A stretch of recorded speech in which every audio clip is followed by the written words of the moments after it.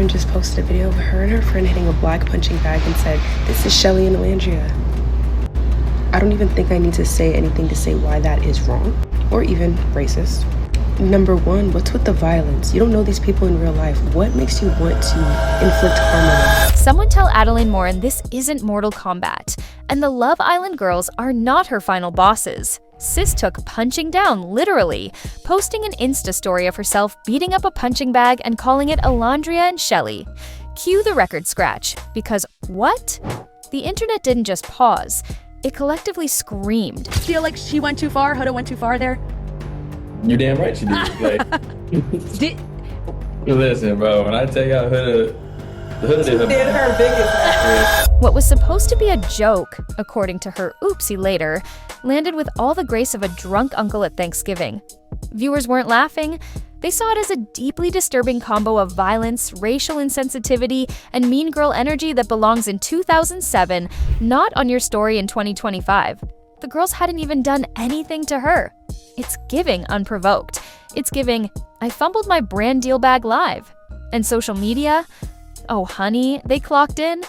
Love Island fans this season are not playing.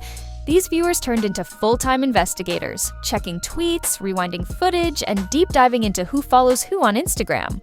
And the main subject of the case, how black women like Alandria and Shelly are being represented and treated like reality TV cannon fodder. The audience isn't just watching for messy hookups anymore, they're here for justice, and they brought receipts. So when Adelaine dropped that tone-deaf punching bag bit, fans saw red. Now if you go through her page, you can see that she's tagged a bunch of brands for brand deals that she has, from everything including beauty to cooking to all kinds of other things, and I wonder what they have to say about her behavior. Oh, and she has videos with Selena Gomez, so I also wonder what Selena Gomez thinks about that video that she put out. I feel like we should tag the brands and ask them if they're okay with their ambassadors behaving the way that she's behaving online. This wasn't a casual joke. It hit at a larger pattern of black women being villainized for just existing. People weren't mad for nothing. They were mad because it felt like a continuation of a narrative that keeps black women under the microscope while others skate free with quirky edits and brand deals. Let's be real, if the genders or races were reversed in this situation, we'd have a press tour and a Notes app essay trilogy already. But because it was just a joke and came from a bubbly influencer, it's somehow digestible? Nah. Adelaine's video wasn't quirky or sassy, it was violent. And more importantly, it was targeting two black women who had zero beef with her. You're not roasting a villain edit, you're perpetuating a stereotype, and not the fun Real Housewives kind. This wasn't shade, this was a whole eclipse. And guess what? The internet saw through it. Viewers immediately called out how society gives non-black influencers free passes for things black women would be crucified over. That's not cancel culture, that's pattern recognition. When the internet says tag the brands, they mean business. Within hours of Adelaine's video going viral for all the wrong reasons, beauty lovers, casual fans, and longtime supporters mobilized. Comment sections under Fenty, Rare Beauty, and Maybelline lit up like a flare, with thousands demanding accountability. These weren't just vague callouts, people were naming names, posting receipts, and asking the one question every brand dreads.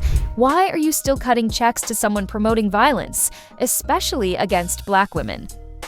In 2025, influencers aren't just cute faces with a flawless beat and a PR haul.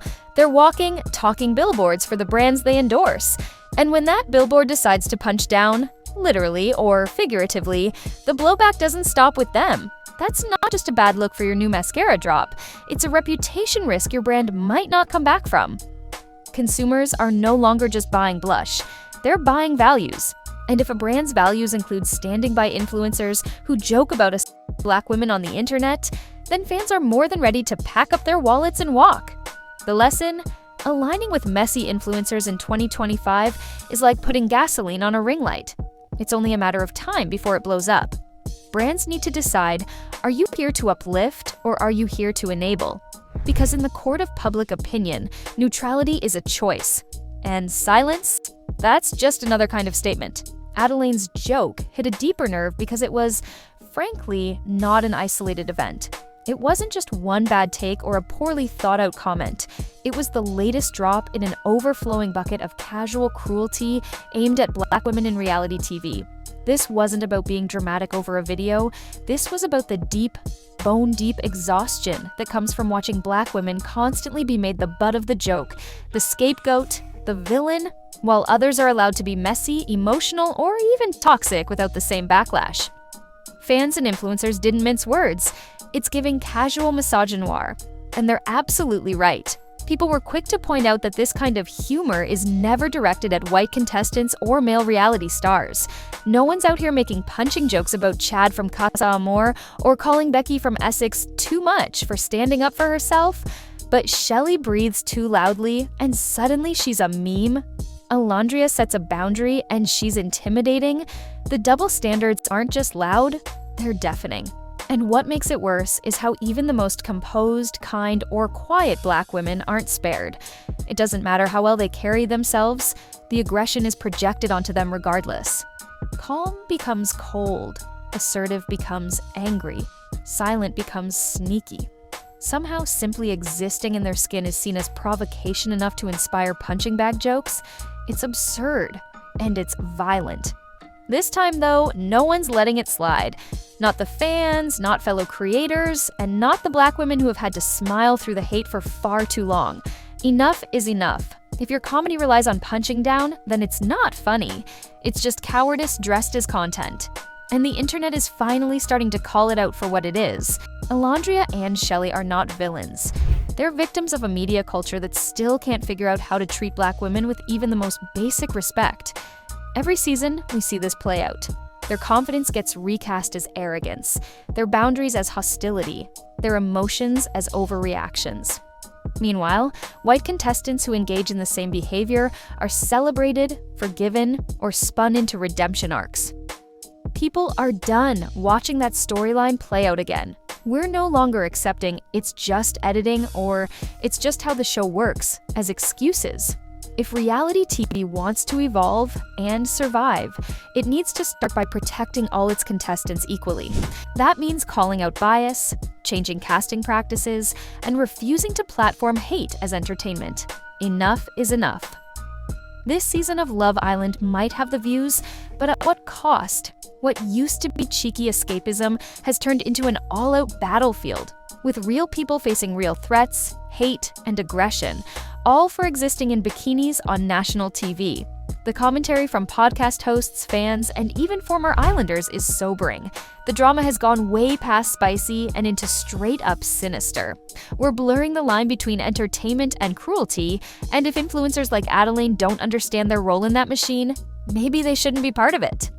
It's one thing to enjoy the flirty banter, the shocking recouplings, and the classic reality TV chaos. But when audiences start weaponizing social media to tear people down, when contestants log back into the real world to find death threats and abuse in their DMs, it's clear we've crossed a line. The villa might be a game, but the emotional toll on the people inside it is anything but fictional. We love mess, but not this kind. Keep the chaotic Casa Amor plotlines. Ditch the violence masquerading as fandom. Entertainment should never come at the cost of someone's mental health. If the price of our enjoyment is someone else's pain, then babe, the show's not worth watching. Let's call it what it is. Bullying, not banter. And it's time we held ourselves, and the platforms and influencers we follow, accountable.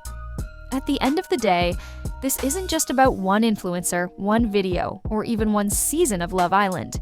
It's about a pattern, one that keeps punishing Black women for showing up exactly as they are, while the rest of the world turns their discomfort into content. It's about how entertainment too often crosses into exploitation, and how brands, platforms, and audiences all play a role in either reinforcing that harm or helping to dismantle it. This moment is bigger than reality TV. It's a wake-up call for anyone still pretending that racism, misogyny, and online humor exist in separate lanes. They don't. They intersect. And when they do, the impact is real. On reputations, on careers, and most importantly, on the mental health of the women who bear the brunt of it. If we say we care about diversity, inclusion, and representation, then we need to show up when it's uncomfortable, not just when it's marketable. The culture is watching. The fans are speaking. And Black women, they're done being the punchline. This isn't cancel culture, it's accountability. And if that makes some people squirm, maybe it's time they ask themselves why.